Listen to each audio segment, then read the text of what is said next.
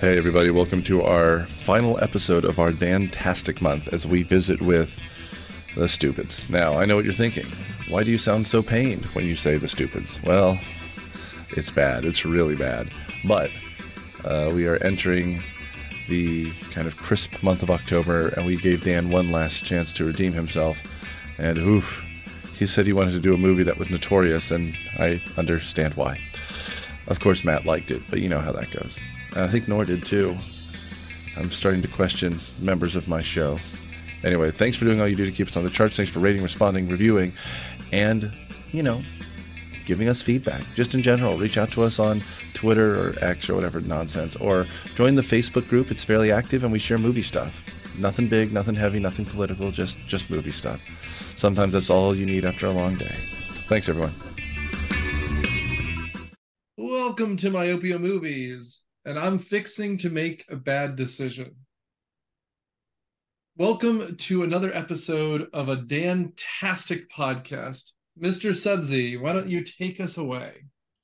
Well, I fail to see how this is a quote-unquote bad decision, except with regards to the movie that we're watching today. Welcome to Myopia Movies. This week, we are talking about the time when Tom Arnold had a viable career. It's John Landis's, yes, comedy legend John Landis's The Stupid.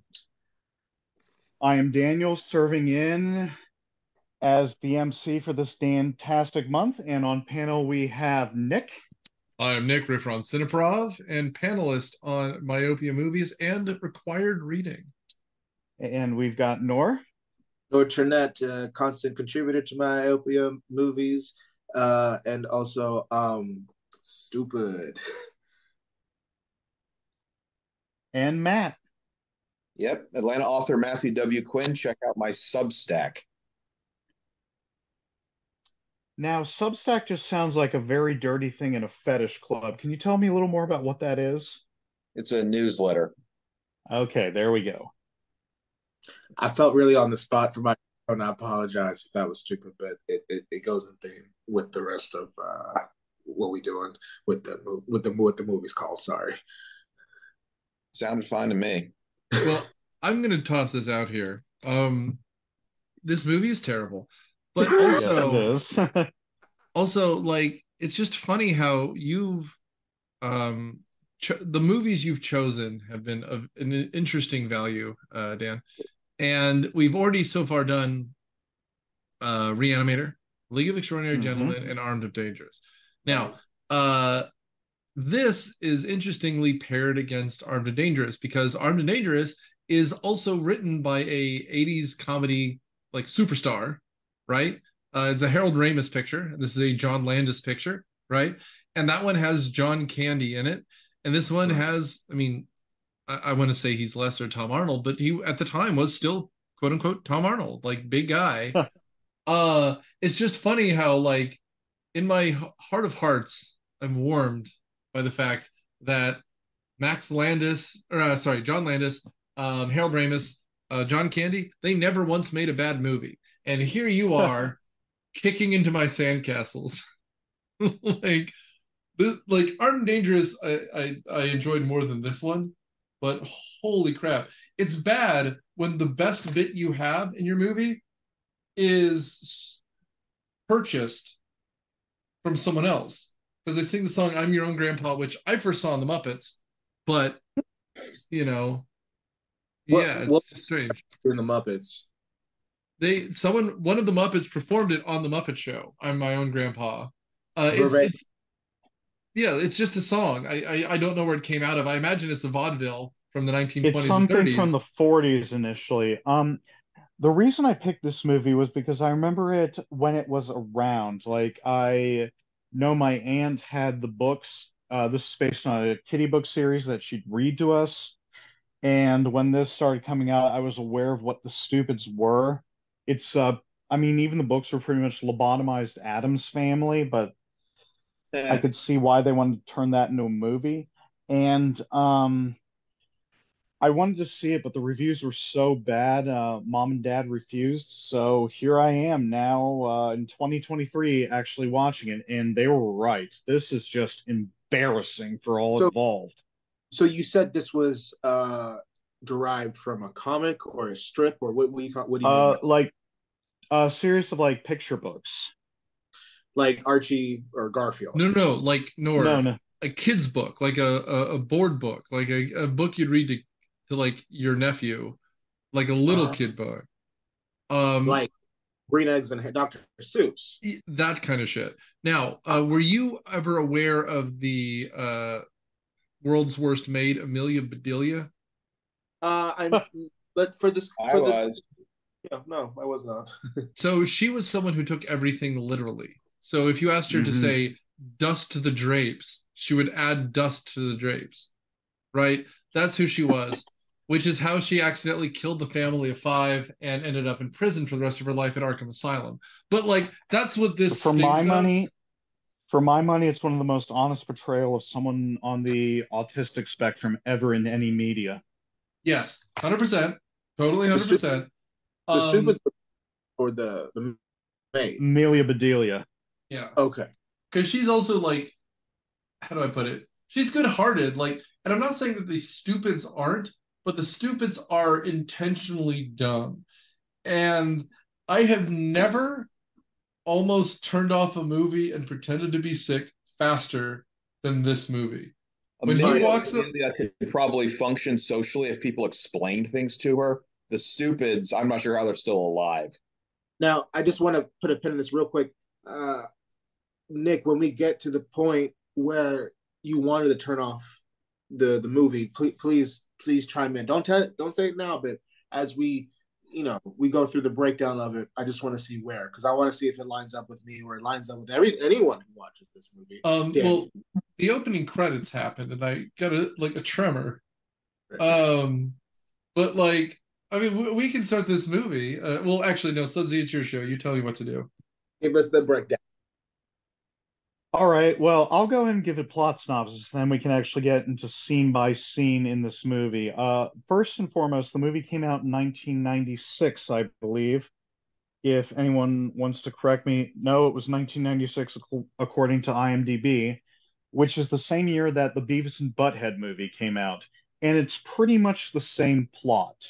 A group of idiots get somehow pulled. Wait, my Oh, joke was going to be it was the same year as the Olympic Park bombing and it had the same effect on America, but whatever. Yeah.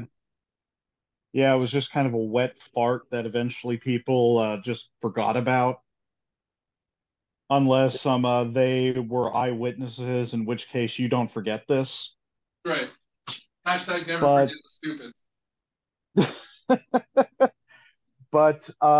Stanley Stupid is a stupid man who is convinced that there's conspiracy out there to steal his garbage. Like his wife will accidentally leave the cans out, and he out in the driveway, and then the next morning the garbage is gone. So someone's stealing their trash. And in trying to solve this mystery, Stanley gets pulled into this web of espionage with a traitorous army officer selling weapons to a bunch of foreign nations, and his family, who are all equally dumb, are trying to solve the mystery behind what their husband is doing. hmm. That's the best I can do. I mean, after a while, this movie forgets what the plot is. But I want to go ahead and go around the room before we begin. Matt, had you seen this movie before? No, I remember seeing the TV commercials like showing Tom Arnold, someone's stealing our garbage and thinking they were hilarious. But what year did this movie come out? 96. Okay, Like I said, same year as the Beavis and Butthead movie. so I've been in fifth or sixth grade, so there's no accounting for taste. Oh, of course not. Not at that age. And strangely enough, I remember they tried to make this a thing. Like, there were when I would be at like after school daycare in elementary school, there'd be like just a bunch of random books they had in this like basket that was falling apart. It was like one of those wicker baskets someone left out in the rain. and they would just have a bunch of random stuff in there. There was Where's Waldo in there, and the Stupids movie official children's book tie-in was in there. So they were trying.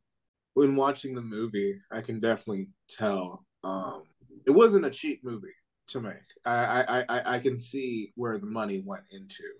Don't get me wrong. For 96, like what besides like the big action movies of the 80s, what big action movies of the 90s were there? Rambo and things. So because like I will say this, as stupid as this movie is, um there's some pretty expensive, hilarious action sequences that goes around, similar to like Hot Shots Part Dos with Charlie Sheen. Part You know, deux. Deux. To answer your question, in the 90s, action movies were just kind of all over the place. I mean, people were still trying to make action movies either by extending 80s franchises. So, like, there were two Lethal Weapon movies in the 90s and a Yeah. Okay. Die Yeah. Hard movie that came out. Arnold Schwarzenegger was still a thing. He actually had a movie released the same year as this. It's called What movie was it? Eraser, Oh, okay. which I also remember seeing the trailer for back in the day, but I don't know if I ever actually saw the movie. Well, And Michael Bay was starting to become a thing. So Bad Boys came out in 95, and then Armageddon came out in, I think, 98. Okay, but now this. I'm imagining Michael Bay doing the stupids, maybe more explosions at the end. Oh, There is a director I think could have actually done well with this material, but we'll get into that later. And John Landis actually had directed a Beverly Hills Cop movie before this, but so it was the third one, which nobody liked. so the two things. And Oh, I'm sorry. go ahead, Nor.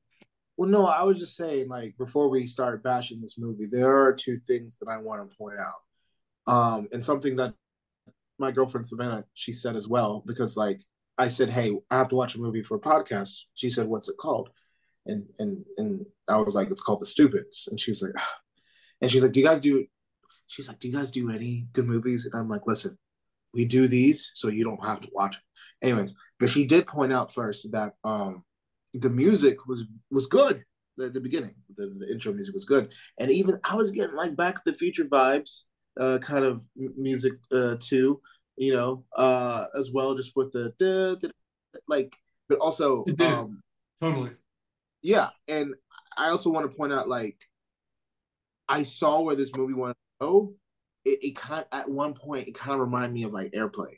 You know what I mean? Like, and we mentioned Hot Shots, Hot Do, but like those are the two things that I wanted to say. Like what it was trying to do was I can see, but also the music was really well, good. Yeah. I mean, I think Tom Arnold did a fine job. Otherwise, no one else did. I think it was just a mess. I don't know Tom what to Arnold tell. was the Tom Arnold was the only guy who was into it. Yeah. I don't know if it Him, was his passion project or what, but it was just I mean, he was trying. There's not a lot there to try with, but he was trying. he Hmm. had out Bug Hall. Was that his name? Bug Hall. The kid, the boy, Stan, he, Bug Hall. the costumes are terrible. It just, at least on Tom Arnold, looks right. I don't know. It's such a mess. This movie is such a mess. Uh, all right. I mean, from the beginning. Okay, so they wake up, get out of bed. Uh, Drag a comb across their head. yeah, he's wearing his hat to bed, right? He's like he gets dressed and goes out to the day, and he's pissed off that someone's well, he's trying to do a to-do list, and his to-do list is literally like make list of items, check off items, Check. cross out items, complete items, and I'm just like, oh my god, that I literally thought about pausing the movie and just calling in sick. It That was Was it? wouldn't so have been bad. wrong, and that's actually one of the more inspired gags. It That is. was Oz moment. By the way, how did they miss the opportunity to play the Weird Al song "Dare to Be Stupid"? It was in the Transformers movie, and this But movie not is literally here. called The Stupids. You could have Now, You could have literally played Dare to Be Stupid in a movie called The Stupids, and it would have had Weird Al in a movie about stupid people. That's a comedy. Weird Al should be in more movies. Yeah, Yes, by the way, should be. that'd be amusing. Agreed. And if you have not listened to it, or seen it on Netflix, I think it's on Netflix right now. There's a good movie based on the kids' books by Dav Pickney called Captain Underpants, and the movie is hilarious. It's got it's called Captain Underpants. Yeah. And it's a series of books where these two kids. The kid with alopecia in his underwear. That's right. These essentially the comics are based on this guy. They are kids who are good kids, but they get in trouble a lot. They play pranks, and they make a cartoon hero called Captain Underpants, and then they accidentally hypnotize their principal into thinking he's Captain Underpants, and they fight a science teacher named Professor Poopy Pants. But it has the right thinking idea to get Weird Al to do the theme song. And guess what? Yeah. It's a banger because it's Weird Al fucking Yankovic, guys. He already has a song called Dare to Be Stupid. No, man. Are you ready for impending doom? That's another thing, like you said, based on a kids series. And the kids series here, like one of the gags is all the stupids sleep in the same bed, but they put their feet on the pillow instead of their heads. Which is an opening gag here. Yeah. And I mean, that checklist is one of the more inspired gags. And was going to save this for later, but I just want to go ahead and bring it up now because I think I'm absolutely correct here. There is one way this material could have worked, and that's if John Waters had directed it. Who's John Waters? John Waters is a director who does intentionally challenging things. Let's put it that way. He's very funny, but he's also just over the top, like making his femme fatale character famous drag queen, like that kind of stuff. Was that the one with Patrick Swayze and Wesley Snipes? No, but he could have done that movie. have you ever seen Hairspray, the musical? Which one with John Travolta? Yeah. Yeah. That's based on one of his movies. Hairspray is. So he wrote he wrote the original movie that was the original movie. Ricky Lake was in it, but also are you a big Simpsons fan, Nor? Influence in pop culture reference, but not as deep as you and Nick. You remember the one where Homer thinks Bart's going to be gay? Yes. No. Okay. Is that Steel Mill episode 5? Yes, that is the Steel Mill episode, Matt. John Waters. The whole thing is about the Simpsons meeting this like junk store owner in the mall, and John Waters is the store owner. Okay. John Waters takes essentially a 1950s traditional American vibe, and then, using the word properly, makes it queer. Like he shows that the underneath is not as crystal clean and, girl in poodle skirts, men in gray flannel suits as it actually is. Everyone has an interesting, not necessarily violent, this is an American Psycho, but they have something about them that makes them quirky, and then it's pushed to its logical extremes. He's an important satiric director in American film literature. Okay, I could go on for hours, trying to find similarities or even similar pictures that maybe have influences, but we have to fucking talk about Alfalfa and Tom Arnold. You're right, Alfalfa. The reason I say that is because I think the aesthetic here is what John Waters is trying to go for, just really weird 1950s conservative junk culture America. Or if I may, it's everyone who's not the hero in a Tim Burton movie. I was thinking Pee Wee Herman. This reminds me a lot of Pee Wee Herman if he was 40 and had a family. Well, but even the first Tim Burton or Pee Wee Herman movie is a Tim Burton movie, right? Like, because that's what it is. It's that, the people in Pee Wee's Big Adventure, the people in Edward Scissorhands, the people in Ed Wood who aren't the main characters. Like, you know what I mean? Like, they live in this normal world. They're the Superintendent Chalmers for The Simpsons, right? Like it's such a plain Jane regular world, and these people from another galaxy have shown up, and Stanley Stupid is convinced people are stealing their garbage, which again, considering that the man is in his early 40s, is something he should have figured out 40 years ago. But luckily this is America, so he's found someone dumb enough to fall in love with him. Right? Like I don't know, like the other thing, like unless they're first cousins, the fact that she exists is a miracle. Is No, maybe they are first cousins. That might explain the situation with the kids.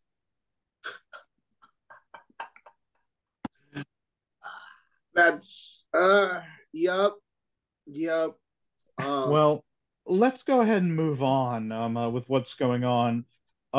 Stanley, Tom Arnold, is waiting for the guys who are stealing the trash to come back to the scene of the crime, which means, of course, garbage men show up. So- And at this point, I have my notes that I was already bored. I will say though, he's right, because and this is a directing problem, but they drive down the street, presumably the next day, right? And no garbage people show up day after day after day, right? Like that's weird. But they only stop at his house. You're right. Something that's fun, because I watched that scene, I'm just like, if this was a movie, a movie, like people make a movie, they would be just stopping at every house. But it would have been funnier, actually funnier, if he's literally standing behind that thing and watching them for 7 straight days. He literally has to wait a week, and the sun rises and sets for a whole week before they show up a second time, and then it's the normal shift. Also, these guys need a union, because apparently they work from the middle of the night until like the late afternoon the next day. Like, holy shit. On both fronts, that's commitment. Oh, God, help me. Well, Stanley goes rollerblading after the garbage men because rollerblades have 8 wheels, which is better than a bicycle and a car, because 2 and 4 wheels. And then the kids wake up, and the Alfalfa one, Nora's right, the kid playing the son here was Alfalfa in the Little Rascals remake, and his name is Bug Hill. And with a very marketable name, Bug Hill. Ant Hill was already taken by, I guess, a Garbage Pail Child. So they gave him the name Bug Hill on a bet. And his name is Buster. His name's Buster. Yeah, the character's name is Buster. The slightly more human name of Buster. If you told me this was a Secret Coneheads movie or something, I'd believe you, because it's that dumb. But okay, so Bug Hill, who is playing opposite his sister, who just going back what you said about the Coneheads reference. There was a sequence in this movie that was very reminiscent, to me at least, to those National Lampoon movies, specifically like Blues Brothers, not the first one, the second one, where there's like the car crashes and things like that. And again, the references that I was mentioning to you, it was giving me those type of vibes. Even those Blues Brothers came out what, the 80s? If I'm not mistaken, 1980. 1980s. But here's a movie in the 90s, still trying to reference that, hone in that type of sense of humor. So, and that's a weird thing about this movie. It was directed by John Landis, who knows what he's doing. Right. He directed at least 2 all-time comedy classics, probably more than that. I mean, besides Blues Brothers and Animal House, he did he's the guy who did Coming to America. He did Trading Places. Yep. I mean, didn't he do he's Stripes? done some great stuff. I don't think he did Stripes, but Nick, he did do the Kentucky Fried Movie, which I know is one of your favorites. It's one of the, if you have not seen it, it's one of the funniest sketch movies you've ever seen. They are incredibly uneven, very unbalanced, in that like one is like 30 minutes and some are 30 seconds. But Hold on. You see some true genius in those clips, you know. He directed Thriller? Yes. Yes, he did. What the fuck? Well, I mean, I was gonna pose this question just in general, but like my great fear as someone who's tall and white is what if I stop being funny? Does that mean that they'll come after me? And like Yes. it's so funny because like in some ways, this is the question. Did he become unfunny? Because like to me, again, we said this, Tom Arnold is Tom Arnold. He's fine. I think he does what best he can with this. And he, like you said, Daniel, he buys into this premise. And if you have not seen this season of Fubar, do, because he's the torturer and he comes out and he's just like, oh hi, my name is Tom Arnold and I'm here to just torture the hell out of you. And he beats a man nearly to death for digging his car with a like a shopping cart. It's funny as shit. I think the man is funny. It's frustrating here that someone who I think is truly directed some very funny movies, some of my favorite movies, could be who could have it so wrong. It's remarkable. Then we go to the dump for an hour and a half. Like Well, I could see he wanted to make another Three Amigos. Looking at his resume right now, I don't know. Maybe he was reaching. Maybe he was gassed at this point. maybe he needed cocaine money. Maybe he needed cocaine money. Speaking of cocaine, Tom Arnold does a lot of cocaine, and I think it's very even. You can tell how he is right now. No offense to what he was. He's actually done a 180 in his life. It only took separating from Roseanne. Oh, that was a thing. Oh yeah, that was a thing. Don't worry. She is such a alt-right bitch on social media. They killed her off in Roseanne, and so Roseanne now exists without her. They killed off her character with she OD'd on painkillers, I think, like Rush Limbaugh. It's really those were strong choices that they made. And don't worry, Tom Arnold still lovable. So the weird thing is that while his ex-wife turned into that, he was the guy going, "Yeah, I've got Celebrity Apprentice taste where Trump uses the N-word. I'm going to release him." Although we're still waiting, Tom. Yeah, I mean, to me, Tom is the guy who he stinks of wanting to still be a celebrity, but doesn't know what to do, which is a shame because I still think he's kind of funny. So where was he at in his career in the early 90s? Now, I mean, in the 90s, he was right off the cusp of his wave. Like, because he had done comedy throughout the 80s. And in the 80s, just for those of you who are younger than us, like Nor, it used to be very hard for people to transition from TV to movies, right? I mean, like, and so for him, this is not a bit part, so to speak. This is a chance for him to lead a movie, right? What TV show? I mean, he was in a bunch of shit, but it was always kind of bit parts because in general, Roseanne was the bigger draw, and her sitcom hit. So for him, he was just trying to find a place to be. Like, for example, there's a Freddy Krueger movie, and Suds, you might have to help me here. Is it number 3? No, 4. I think it's 4, where all the kids are dead because they've stopped having kids in the town because when they have kids, Freddy Krueger comes to town.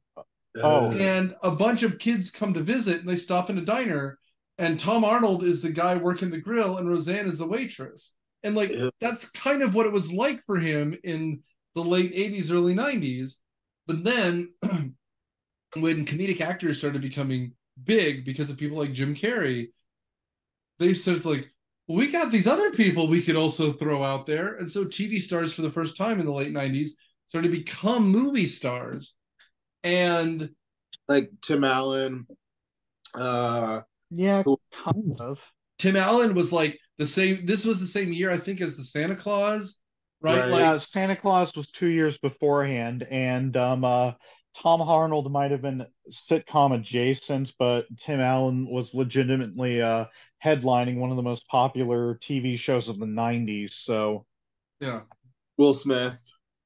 Will Smith. Yeah, Will exactly. Smith. And that's just what you got to be thinking. Like, they were looking for people. And Tom Will Smith. That's what well, you but think. we were trying to manufacture big comedies. And the problem is the big comedies that we think of from the 70s and 80s happen to almost be random successes. These were people who were like National Lampoon, where we're like, yes, they're Harvard guys. I'm not going to say they came from nowhere, but like these were ideas. Like John Hughes was writing things and he was just a guy. Like, and these things started to hit. So what do? You get Harold Ramis, you get Max Landis, John Landis, and you get these people who are like, well, we know funny, and then you cast it with people like question mark. I mean, Kelsey Grammer was in a comedy called Deep Down Periscope. Like Tom Arnold was going to be in a Jim Cameron movie. He was in a Jim Cameron movie. He was in True Lies. Yes, no, that's what I mean. But like, was that before or after this? This was that was before the Stupids. Yeah, James? Jim Cameron, like James Cameron. Yes, James. Jim His is name short is for James. James Cameron, the greatest pioneer. No budget too steep, no sea too deep. What's that? Who's see James Cameron? Sorry, every time I hear his name these days, that's what I think of. What is that? Oh, Nora, sweet summer child. There was an episode of South Park, right after he went down to the Mariana Trench, and on the that actually happened, but on the show, he's going down there to quote unquote raise the bar on culture. I forget exactly what prompted that, but he commissioned his own theme song while he was in the submarine, and that was it. Wow. He was like those idiots who exploded, but like smarter and with the best IMDb picture of all Well, time. he actually had a submarine that worked. Back up. What? R.I.P. Okay, so Always around here, he ends up at the dump after taking a nap in the trunk of the garbage truck and then waking up like, oh no, I've lost them. And then he realizes that he took a nap in the trunk of the garbage. Anyway, and enter staple of, acting staple of the Max Landis or John Landis. Jesus Christ. Did John? Why do you keep wanting to talk about his son? Because I hate his son. Well, his son's in this movie. I know he is. We'll get there. But he ends up at Niedermeyer from Animal House. And guess what? He's called Niedermeyer from Animal House. Love And it. I'm also frustrated because I'm pretty sure that at the end of Animal House, it said that Niedermeyer died in Vietnam because his own men shot him. Yes. And you directed the fucking movie. You should remember that because you directed the movie and you should remember that. And it just reminds me, I don't like to watch or read or listen to my own stuff. And of course I do for you, the audience. But do you think he doesn't watch his own movies? Do you think like when the premiere comes out, he just introduces it and then goes off to the bathroom to do rails and then come back at the end? Like, because the idea that he forgot the end of his own movie, which is kind of an iconic ending, is remarkable to me. I think he just wanted that militant voice, which, for people who don't know, Animal House, it was the movie that I first watched. Okay, I'll get that wrong. The third movie I watched in college as a guy in the fraternity, and hearing his voice in The Stupids brought me back. It brought me back to those days where he's getting hit over the head with over a horse and getting shit thrown in his face, and then him getting food thrown in his face. He gets a lot of facials in Animal House, so to speak, with things. But no, he's hilarious in this movie, and I think that's actually one of the highlights is this general or militant person. I mean, you're not wrong because he's a good actor and he's funny. But effectively, Go ahead. Well, I mean, after this, that actor Mark Metcalf was in Buffy the Vampire Slayer as the main villain in the first season. So it's like that was way more fun. I mean, Yeah. here he's just wasted. It's like the stupidest Easter egg imaginable because Nick's right. Niedermeyer was killed in Vietnam, and there was actually another John Landis movie that referenced that, and that was the Twilight Zone movie. If you remember during the Vietnam sequence there, Nick, one of the soldiers, like, I knew we shouldn't have fragged Niedermeyer. Oh, you're right. That's funny. So the character That's was funny. already confirmed dead. He is. And honestly, that's not even the dumbest part about the beginning, because everything just sort of builds up. The kids realize, they wake up, they realize dad's gone, they try and figure out what's going on, and oh boy, they're trying to write a note to their mother about where they're going, which is to a police station because they think dad's been kidnapped, signed your children, and all Bug Hill writes down as police kidnapped your children. And why are you laughing at that, Nor? That is such a dumb joke, Oh, come especially on. in the context here. Hey, I'm because it's stupid. Well, this movie's kind of stupid, so I mean, It's also called The Stupids. So don't you feel dumb? stupidception. Okay, so what Stanley Stupid comes across is people throwing out their garbage, and it's not the fun kind of garbage. Like we also literally saw last week with Armed and Dangerous. Um, I guess Daniel has picked literally a theme month of Garbage Month, Hey, which is pretty good. But he realizes that there's a meeting of people.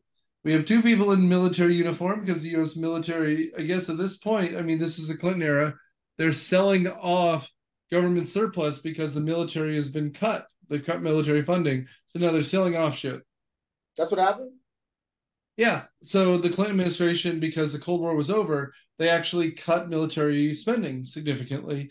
And so there's Mhm. surplus, which is one of those things that after the armed robberies in LA and the guy who built his own tank, they're like, well, we can do, I know what we can do with this surplus. We can sell it to the local police departments.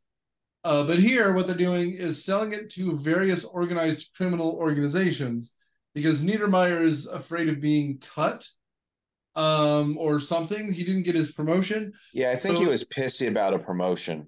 yeah, which did happen at the time. You know, we were shrinking our military because the Cold War was over, which is why Republicans hated Clinton. Um, Makes so and much sense. so you have various organized criminal organizations like the Italian mafia, Colombians, the Russians were buying up US surplus.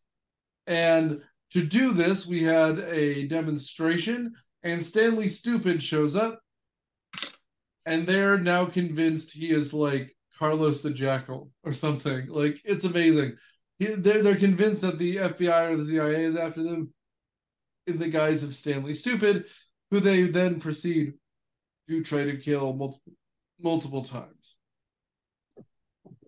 Well, I'll be fair though to the movie. There are two legitimately funny moments in this that I identified, and one of those moments is at the dump scene where Stanley's trying to go incognito, and so he disguises himself as a bush. But in order to disguise yourself as a bush, you have to think like a bush, and so he does so and really commits to it, and it ends with him declaring, "Man Bush, you are nature's greatest wonder," which is one of the greatest lines, even in such a bad movie. That is one of the greatest quotes in film history.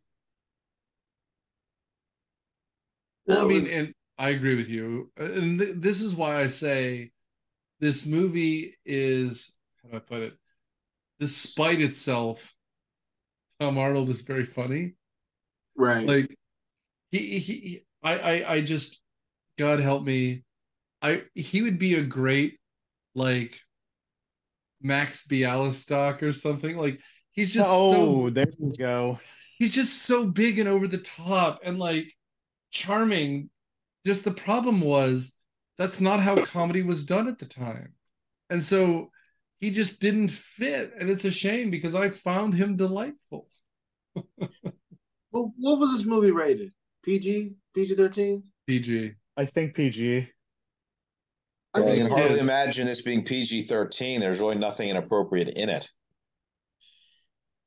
Well, because illegally selling guns was totally fine in 1990s. I mean, Home Well, Alone. maybe when they start shooting them, but even then it's played for slapstick rather than someone actually being killed. Yeah, I don't think anyone dies. You know, people explode, but they're fine, you know. I mean, there was Home Alone and Tom and Jerry still on our television. So how violent is violent? Oh no. Yeah, I mean, The rule always has to do with how much you see someone hurt and if they look like a human or not. It's like you can kill all the aliens or monsters you want and it will never get an R rating, but the second you see someone bleeding out that's a human, you get an R. No, Yep. that's true. Not to go off topic. Something interesting I learned recently at the time. So this movie, what 1994. So it was in PG rating. So it was geared towards family oriented, and they still hold that to be true. If you look at the animated shows that Fox was putting out for children at the time, the Batman Beyonds, the Static Shocks, they got away, and since they're futuristic aspects, instead of showing blood, they would show goo or electricity. Same thing with the Power Rangers. When they got hit, they sparked. Yeah, just small tidbit of. Well, it's like China now where they turn blood white so it looks like semen all the time. Really confusing with Master Roshi because whenever he would get a boner, he would bleed. So every time. So now I see it. So every time he gets a boner, it's a learning experience. Yeah. Smegmata. Well, yeah, and I can. Yeah. Could you see Tom Arnold as the family man though? Could you see? I mean, compared to the '90s, not as Cosby. Now probably, but like. I mean, I see him more like a family man than that wife who's terrible. Let's talk about the wife. Okay, so while Tom Arnold is at the dump, she returns to see the fact that her children are missing with the stupidest letter that stupids have ever stupided, which is essentially police kidnapped your children. That's right, because what it's supposed to say is, "Mom, we've gone to the police because Dad is missing. He was kidnapped, signed your children." It was something like that. And instead, the son wrote down every third word or whatever. So it sounds like that the police have kidnapped us. And so the mom, now in her station wagon, is going down to the police station. Period. And so then they destroy a police station. They destroy the local newspaper. Literally, the kids catching it walk on out fire. of a Chinese restaurant without paying the bill. Oh my God. Then visiting the Imperial Walk or whatever the hell that place is called. The Emerald Palace or something. Oh yeah. Okay, Chinese restaurants just in general. There's like 5 words that you just mix together differently each time. It's the same. There's Great Wall. There's Dragon. There's Jade. There's Imperial. And then you just like, whee, shuffle it. Great. The one near us is called Great Wall, and it's very good. Candace's growing up was Imperial Walk, and it's very, very good. But it's so funny how it's just like the Jade something. And it's the Simpsons joke that I believe at this point the Simpsons ripped off the Stupids, where he goes, "Oh, there's some sort of communique in this cookie." Yeah. And Buster finds out that, it's the Ides of March and they're about to stab Caesar or whatever the hell it says. I don't even remember. I just know they walked out without paying any sort of bill. And it's like, how did that happen? It was the '90s. Y'all used to pay with checks. How was that efficient? Yeah, and then you had the Teenage Mutant Ninja Turtles and pizza pies that would jump into the sewer. It's just a thing. It was a goings on. Anyway, so from here, like Jesus Christ, this movie is so long. Stanley Stupid, we get revealed the fact that in what is the dumbest, by far the worst, he used to work as a postman. Oh boy, this actually led to one of the second funny moments, but it's also the most frustrating moment of the movie because it's like, why do that? But Nick, please continue here. Okay, so the whole point of this was he's walking down the street and he's giving out mail randomly, right? This is that kind of post Reagan, like the government is terrible, we need to cut them kind of stuff. Because he's just like, whenever he sees a number, he assumes that's the number of the address, and so he just There's a gag with like a wood chipper from Fargo being in the middle of the road and it's got the number 11 on it. So it's like, oh, I've got a house number 11 on this street. So he's sticking the mail in the wood chipper. That's not even the worst one. The Go worst ahead. one, the most racist one. Go ahead, Jeanette, go. I'm not okay. Maybe okay. I'll say this. The very first mail he gives away, and I didn't do my homework. I didn't do my homework, but I didn't make the joke. Okay, I didn't make the joke. There was a foreign language of, I want to say it was Japanese. I'll say that. If I'm wrong, I apologize. I didn't know. There was a group of Japanese schoolgirls, and they're just, just walking back from school, and he's wearing his, his mail, his U.S. Postal Service, and then literally he was like, "Oh, stop! Wait a second!" He goes into his bag, and he hands these girls a letter, and then the letter, they're like, "What the fuck?" And it happened to be in Japanese, and then he walks about. Oh yeah, yeah. Okay. That's the tone of the entire montage of him fucking up his federal job. Well, the way he really fucks up his job is when he gets back to headquarters and he sees a bunch of letters marked return to sender. So he decides that Mr. Sender is some guy at the center of Skull and Bones who secretly rules the world and keeps the metric system down and makes Steve Gutenberg a star, one of those figures. And then his boss, and this is the second funny moment in the movie, played by David Cronenberg, of all people. And then Sender is played by Christopher Lee. Christopher Lee. Who's Christopher Lee? Christopher Lee. Oh my God, Nor. The Christopher Lee, Nor. Christopher Lee is in 200 bad British horror movies, Hammer movies specifically, but he is in the Lord of the Rings trilogy. He's Saruman. He's Saruman. That's And he's also less loved as Count Dooku. Yes, in the prequel trilogy, he's Count Dooku. Oh shit, that is Count Dooku. Oh my bad, I just saw it. If you're a Bond fan, he was also the main villain in Man with a Golden Gun. Scaramanga, Mr. Scaramanga, yes. Which is not a great movie, but one of my favorite Bond movies. I've seen it 1,000 times. I love that movie.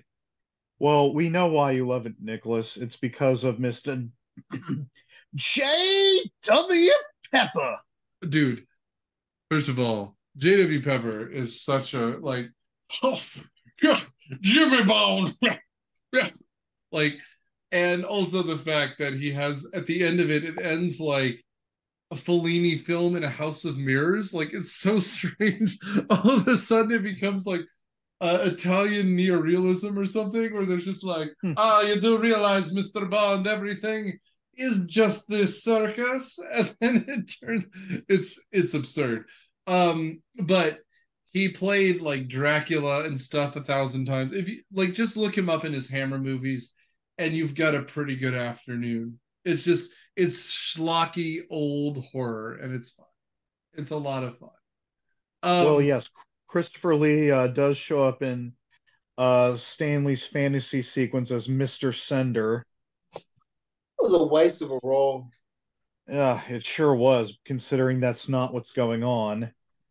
And did we mention that Niedermeyer is now trying to kill Stanley because he thinks that Stanley's a foreign intelligence agent who is trying to turn them in to the authorities for selling American munitions? I mean, we have not, but like you have again Carlos the Jackal type, like, don't worry, I'll kill your stupid. And he just blowing shit up. Stanley Wait, survives. wait. Did we skip something? I think we skipped something. We, like this movie, are kind of all over the place. So Niedermeyer is trying to kill Stanley and sends out three assassins. And one of them is thwarted because of what happens earlier when the kids reunite with mom, and uh they end up in an office building where a newspaper is getting published, and Right. this actually is somehow important. They change a headline to talk about aliens picking their nose, Oh my Right. god. The aliens. Oh my uh, god. which happens in this movie, but that's much later. And Oh, but they we eventually see get them here. Like Do a we scene see? out of Airplane. Yeah, They because they they get the have newspaper the article. they have the fucking local newspaper. I was thinking more Monty Python's Life of Brian, You know but what? yes. It's the stupid part of Life of Brian, but at least it's made by talented people. This feels, and they spent so much money on these costumes. They look good. It's just stupid. It was something that Very stupid. very stupid. I felt like that sketch or that scene, like I felt like Ben Stiller wrote that. You know what I mean? It was that Adult Swim esque type of like, you know what I mean? Like it was a infomercial robot chicken bit. That's robot. exactly what it was. You know Right. what? If Tim and Eric had used this material, it probably would have turned out the same, but there would have been this wise tongue-in-cheek about it, which would have been weird, Actually, but that's a it would good have been call. something. That's a good call. If it had been the same script, but it was either Aqua Teen Hunger Force or Tim and Eric, it would have worked. Because Yeah. you Mhm. expect it a certain way, they would have delivered it a certain way. Even keep Tim Arnold or Tom Arnold. I almost said Tim Allen. Ugh.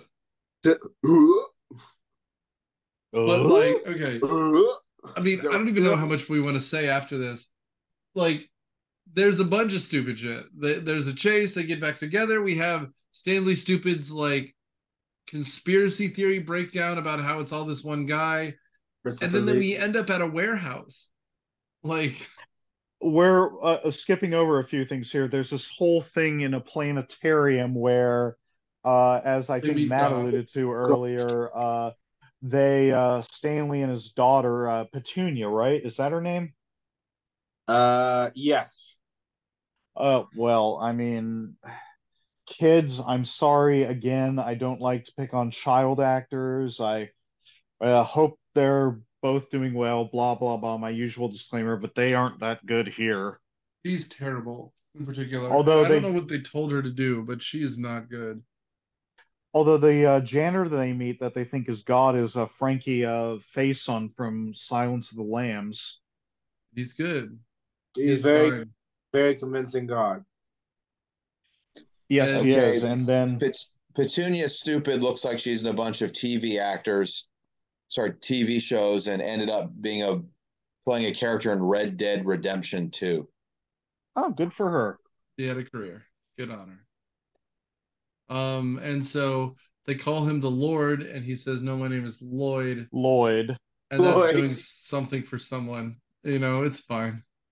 I will say this: the actor who plays him, it.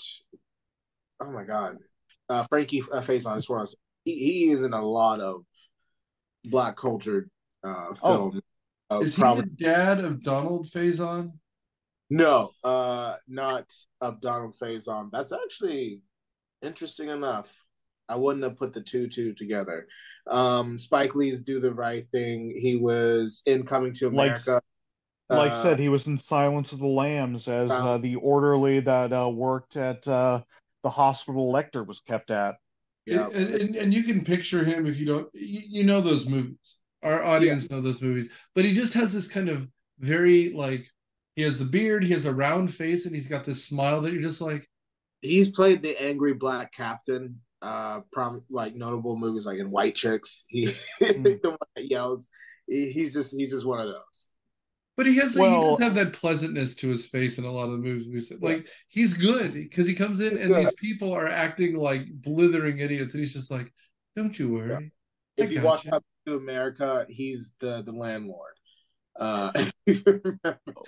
Right. the whole thing about this movie is every supporting character is doing the same thing they do in Beavis and Butthead, which again, the movie's got the same plot as this one essentially, which is that the main characters are absolute idiots, but the everyone else who's sane around them is trying their best to understand what's going on. So they think the main characters are a lot smarter than they really are.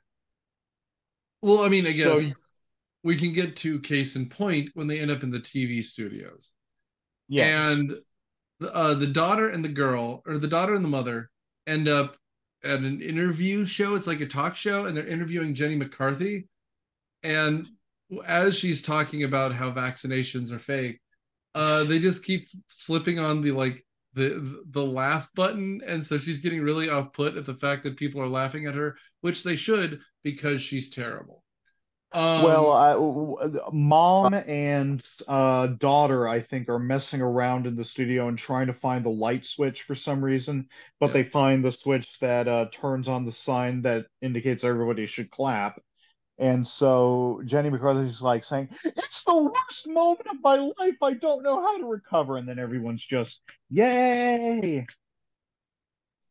Which in a different context might be an inspired gag, but here it just has it doesn't make any sense to the plot. It could be cut and nothing would be lost, and the none of the characters, quite frankly, have earned it.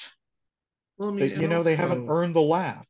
well, but and on top of that, which you're right, it's not silly enough, right? Like, if they wanted it to do the thing that it's doing, they need to go full Zucker Abrams Zucker and make it absurd, right? You need a Frank Drebin type. And like, by this point, of course, they were just about leaving funny movies and starting to make their right wing propaganda that they're making now. But like the idea that Frank Drebin ended up in a TV studio and was flipping the wrong signs, that works. And then he ends up on a talk show and has to make up a story that work. Like, I mean, again, Sudsy, I'm like pitching this to you, but that's a bit that they would have done, right?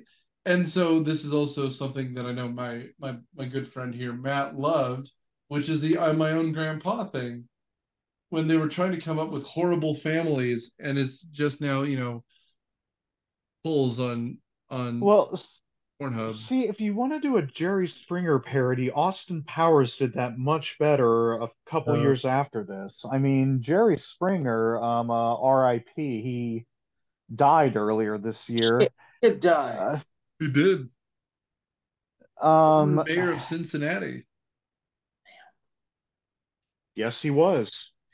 And I think he ran for governor of Ohio, but got caught trying to buy prostitutes right across the border in Kentucky. But anyway, uh, Jerry Springer was the sleaziest thing you can imagine. And yes, the topic here would have been appropriate, but none of the guests really do anything funny with it. And And then they're that's just the like, problem. And "I've got 3 ex-husbands and they're all my cousin." And it's like, yeah, okay. They never build on that. yeah. Like the joke is dead on arrival. And the problem is, if it's a joke that someone would have just pitched, hell, and again, I love you guys, but like if it's a joke you would have pitched here, you can do better for a major motion picture. And the idea that Mhm. someone's dated 3 cousins is stupid, not funny, and it's something you throw away for people they laugh and then you move on. It's not something you say, you know what, this needs to be in a script.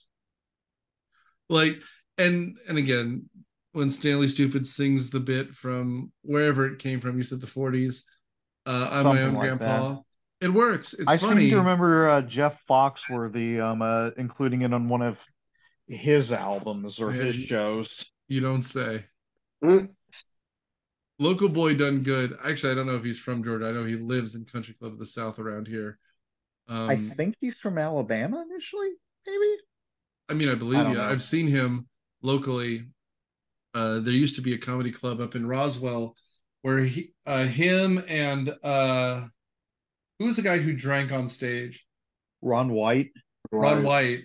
White. They had places in a neighborhood just north of Atlanta called Country Club of the South, where like a lot of the Braves live, that kind of thing. It's a very nice, ritzy neighborhood. And there was a comedy club just outside there. And if you wanted to see people like that, you would just go on the Thursday night because it was kind of not an open mic night. They had regulars, but that's when Jeff Foxworthy or Ron White would just drop in and do a set. And Ron would bring his own whiskey because he didn't like what they had at the bar. And they would do an hour, and you'd just be listening to them. So I've seen them both, which means nothing here, but it's a song. It's funny. It just doesn't add anything because they didn't write it for this. It's just Tom Arnold made good. Especially considering the song doesn't match with what we've seen in the movie. I mean, he's singing about marrying a widow, and it's like, we've seen your wife, dude. That ain't what's going on. So it's like, what are you doing? Yeah, I mean, it's the only time in the movie he does a bit, which is strange. You know what would have been funnier? Honestly, if he did the thing from Ant-Man where he actually tries to explain what's happening in the movie at this point, but no one but because and then it sounds so stupid that no one in the audience believes him, and then it becomes a bit again. And then they applaud. Right. They all start singing along and stuff. Well, he's prompting them to. Well, Which, again, John Landis can do musical scenes. He did the Blues Brothers. He directed Thriller. He knows how to put music in a film. What is he doing here? You know what they should have done? I do get if they went from a daytime talk show ripoff like Oprah, they should have gotten Oprah. If not, man, I wish he would have just popped into the Arsenio Hall show. And then like, you know what I mean? And then they do the who whatever, And then he did that song with the cousin fucking. That would have been more hilarious to me. I think Arsenio Hall was gone at this point. Was he? I mean, he could have brought it back. It's still a bit. It's a comedy bit then. And then there would have been more than one black person in the whole movie. Lloyd. Bob Keeshan is in this movie, but there are, like Nick said, barely any black people. Yeah. So God was black in this movie. So I'll take that. Okay, yeah. I mean, fair. And he tells him not to put gum on the floor, which is apparently crucial to the plot. So, I mean, you're going to have to help me. After this, I know we end up at a factory, but this movie after turns to sand. Niedermeyer thinks that Stanley had been killed earlier in a car explosion. An assassin put a bomb on there. Stanley got out because a bee got in the car. So, more stupid stuff. But he sees Stanley singing I'm My Own Grandpa on TV. And then, like, they go to the station to kidnap him as Stanley finds the real Mr. Sender. And that's Bob Keeshan, Mr. Captain Kangaroo himself. Mr. Captain Kangaroo, listen to me. Captain Mr. There you go. And they take Stanley. No, sheesh, even I'm forgetting the sequence here. They all end up at the warehouse where Niedermeyer is working to sell his arms, and then the family. He doesn't bring them there, but they end up back here because Stanley somehow escapes more people trying to kill him. Yeah. Yeah. I mean, and this is all a shootout here. Like, it's insane. And everyone, of course, is fine except for the military who's incompetent. this is a time period where the joke is always that the military is incompetent, right? Like this is Do you remember a movie called True Lies I do. that By Jim that Cameron. where a part of it took place in a warehouse, and it's all about people who don't know what they're doing escaping certain death? I Because that's mean, the same joke here. if Jamie Lee Curtis showed up and did a striptease, I'd have been happier. So, Oh, there you go. but Indeed. but like literally in a scene that I think they stole for Black Dynamite, like the whole factory is burning down. Like it's incredible what happens here, Yeah. and we do see Niedermeyer just like panicking. He puts on a U.S. Marshal's jacket and then lets his little lieutenant there take the fall, which is great. Um, Nick, I was expecting you to do a Niedermeyer impression because that seems to be in your repertoire. You know. a pledge pin on your jacket.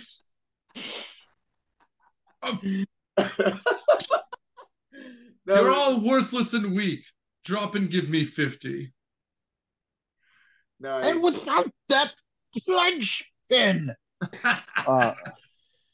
God, Animal House is I haven't great. seen What that in too the? long. That's one I need to watch. listen, I I don't know if there's a better introduction to a character than Blutowski pissing on his feet. You want a beer?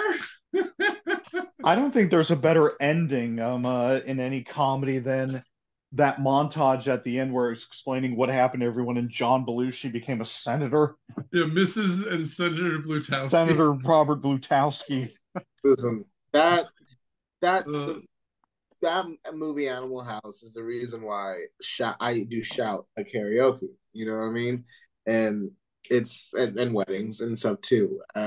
That's that movie was the Tropic Thunder of its time. sure. Sure. That's what you're. All right. I mean, if Well, audience, if you have not seen Animal House, Caddyshack, or Ghostbusters, stop the podcast and just watch it. Because like the late 70s and early 80s of comedy, that's when the biggest draws were Star Wars and comedy. Like it's just such a strange time in American movies. And then like the mid to late 80s is when action takes over. yeah. But like holy hell, like it's just some classic comedy. It's just so Well, good. they don't make comedies like they obviously for obvious reasons. Like whatchamacallit, Grease, a movie that is rated G. If it came out today, it was not fucking rated G. I saw my first pair of panties in a G-rated movie. Well, plus the abortion subplot. What? I forgot about that. Remember with what's her name? Rizzo. Thinks she's pregnant. The Pink Bandit ladies Yeah. group. Well, I mean, if you want an abortion subplot, isn't it Footloose too? No, Dirty Dirty Dancing. Dancing. Dirty Dancing. It It's is very a on the big nose. part of the plot. Yeah. You don't make comedies like that anymore, or have the same, I guess, ratings or conflict. Like, who was it? The guy from Workaholics, Adam Devine. Divine, yeah. He recently was on an interview because, like, he's making these Netflix comedies under Happy Production, which is Adam Sandler's production team. Because That'd be no nice. big studio is going to be bankrolling them. And this Well, this pains me to say this, but like no studio is putting money into comedy like this anymore because the fucking Marvel and the Avengers. You have to think about it. The Stupids was a comedy movie that had action. You don't get that anymore unless you're on Hulu or Netflix or whatever. You know what I mean? You're getting that with Avenger movies. Like they're action movies that have comedy in them. That's right. Yeah, I mean, we will continue to talk about this until it's fixed, which will be never. But like, problem is, movies have to go in for a dollar, in for a pound, right? Like, you've got to put in $1 million for every 2 million you expect to make, and you can't do that with a small movie anymore. So they'll put in $150 million for a comedy, and if it makes less than 300, it's not a success, And so like these medium, like the last one that I saw that was medium to low budget that I thought was very funny and actually got a theatrical release was Game Night, which is Yeah. which is funny. I enjoyed it, but it's just like that used to be the thing that there were 6 of a year, maybe 12 of a year that people enjoyed. They all made a little bit of money, but like that's something that because now you can just dump that shit on Netflix, like you'll get worse actors to save money, and then it's not really that funny, and because you have people who can't deliver a joke, just like the same way that like rom-coms used to dominate the early 90s. That's gone because they're all on Netflix, so you can't get real, like Tom Hanks would never be in a rom-com anymore, or even the next generation of Tom Hanks, because it needs to make $400 million in profit to be a Tom Hanks movie. So we'll leave it on Netflix, no one will watch it, and then it'll just be forgotten. And so a bunch of people who were working on General Hospital this week, they'll never move up because it's never a big blockbuster, but also it'll just sit, it'll languish. That's a shame. This is a movie that we've been talking about, which should have been animated like Captain Underpants, and then it might have made an impact. But instead, we're here. Well, it feels like we're wrapping up, and I'll just go ahead and run through the ending real quick. Thank you. Niedermeyer tries to escape. He makes a subordinate take the fall, but then he ends up at the end getting incapacitated by someone delivering delivering dinner to the stupid's house. And then they host a little barbecue in the backyard. The aliens that were all pissed off about Stanley's story, show up, and they are also incapacitated. And we haven't mentioned this yet, but I do want to mention it before we wrap up. They're fucking pets. Those horrifying looking CGI monsters that I think are trying to be like Wallace and Gromit, but honestly, that's gonna haunt my nightmares more than anything Stephen King could have ever cooked up. Well, we've been talking about this movie for even that doll from Sixth Day. Was it worse than that? Anything. We didn't mention the claymated animals. I don't know what they were. I don't know if it was like stop motion, I think it was CGI trying to pretend to be stop motion, but that just comes out of nowhere. I mean, they're trying to ground this in some form of reality, and then all of a sudden there's a horrifying cat hybrid thing.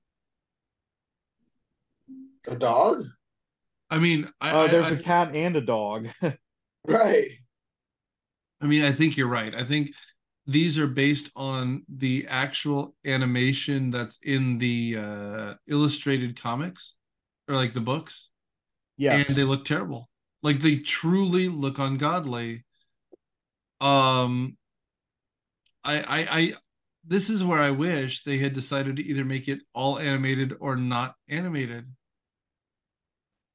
Like it's so incredibly jarring. And like you mentioned here at the end, the dog is trying to gesture to the fact that they're aliens. No one notices because no one can see these CGI monstrosities. What, they get hit with lighter fluid and then lit on fire? Exactly. He commits an international war, like an intergalactic war crime. I imagine the sequel is them in the apocalypse, right? Well, this did come out the same year as Independence Day.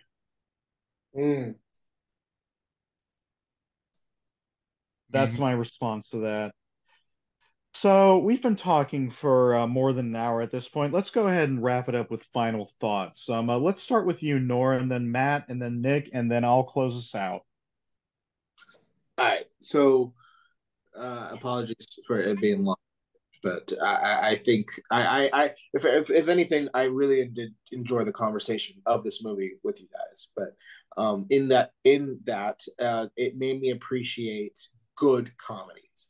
And the era that I grew up watching comedies, my first ever DVD, Blu-ray was Blues Brothers. I appreciated both the musical aspect and the comedic aspect. It got me into SNL. I'm a huge SNL This movie also makes me appreciate the good comedies in like the frat pack of the 2000s. You know, the Anchormans, the Step Brothers. You know, the Adam McKays. You know, and then there's this movie.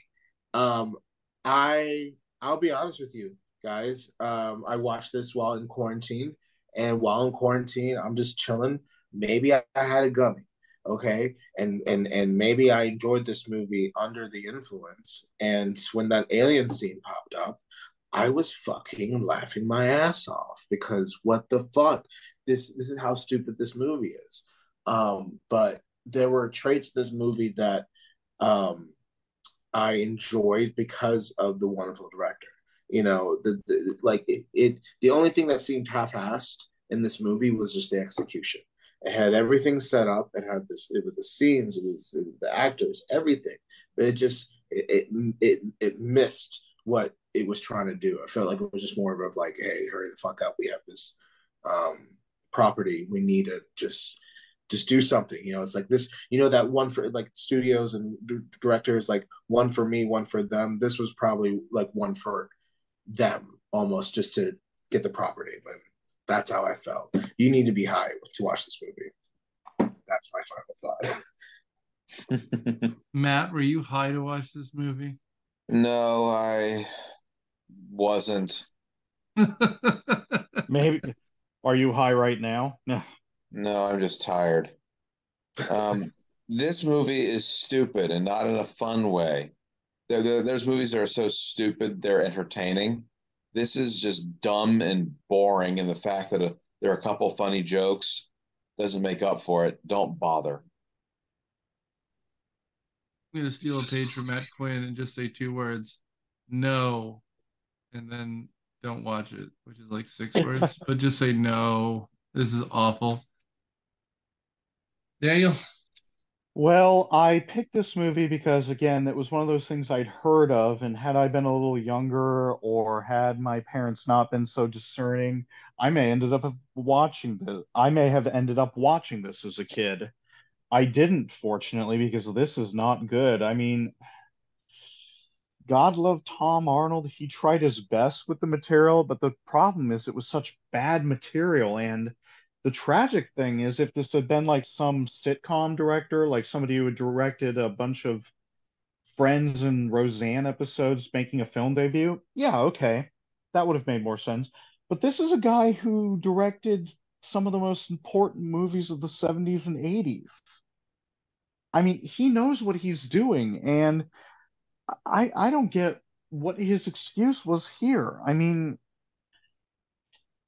everything about this is just amateurish, and the callbacks to John Landis's other movies indicate that, again, he knows what he's doing, and that just makes it all the worse. Oh, this might be one of the worst movies we've ever done for this podcast. Well, thanks for everyone involved. I agree. This almost would have been a better idea for an animated show or something. It's just so bad. It's unwatchable. Yeah. But as we leave our Dantastic month, we are now going into October. I know everything's slightly out of sync. If you have forgotten, since Pee Wee Herman passed, we pushed everything back a little bit. But for October and the first week of November, we're going to be in Stephen King country. Starting with a movie I had not seen before this, but kind of a classic of his books, Christine. So thanks for everything you do. Thanks for listening. Thanks for following us. Thanks for sharing us. And please continue to do everything as we talk King Month and we leave this Dantastic. Thanks, everyone. Thanks, everyone. Bye, everybody. Bye. Ah. Myopia Movies is a podcast production of Dude Letter Podcasting and is produced by Nick Hoffman. It is edited by Nerd Trinette and Daniel Sudis and is hosted by Nick Hoffman, with production assistance by Matthew Quinn, Daniel Sudis, and Nerd Trinette. The theme song is Surf Shimmy by Kevin MacLeod from Incompetech.com. Licensed under the Creative Commons by Attribution 4 license, Creative Commons /licenses by /4.0. Thanks.